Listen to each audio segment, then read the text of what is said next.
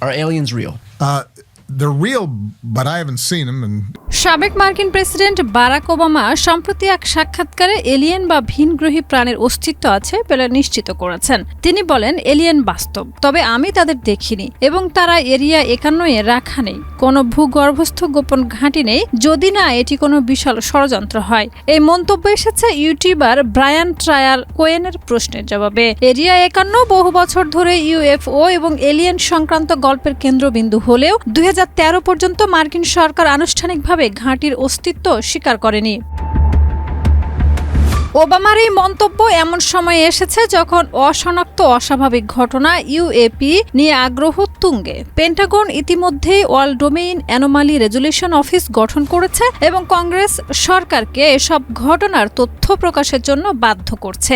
যদিও এখনও পৃথিবীর বাইরে জীবনের নিশ্চিত প্রমাণ নেই, বিজ্ঞানীরা মহাকাশের বিস্তীর্ণ অঞ্চল পর্যবেক্ষণ চালিয়ে যাচ্ছেন। এদিকে নাগরিক বিজ্ঞানী এবং গবেষণা সেটিং হোম প্রকল্পের মাধ্যমে বড় অগ্রগতি অর্জন করেছেন। 1999 সালে চালু হওয়া এই প্রকল্পে বিশ্বজুড়ে লাখ লাখ স্বেচ্ছাসেবক অংশগ্রহণ করেছিলেন। তারা পুয়ের্তো রিকোর এরকিবো মানমন্দির থেকে অস্বাভাবিক রেডিও সংকেত শনাক্ত করতেন। যদিও 2020 সালে দূরবীন ধসে যাওয়ার প্রকল্প বন্ধ হয়ে যায়। 21 বছরের তথ্য থেকে বিজ্ঞানীরা 12 বিলিয়নের বেশি সম্ভাব্য সংকেত শনাক্ত করেছেন। বর্তমানে এই সংকেত 100 সম্ভাবনার প্রার্থীতে সীমিত করে চীনের ফার্স্ট রেডিও টেলিস্কোপ দিয়ে পুনরায় পরীক্ষা করা হচ্ছে।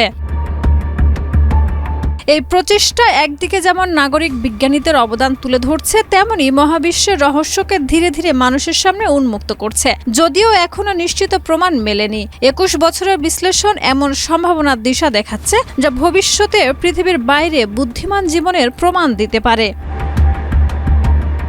শাহিদা রুবি, মাই টিভি।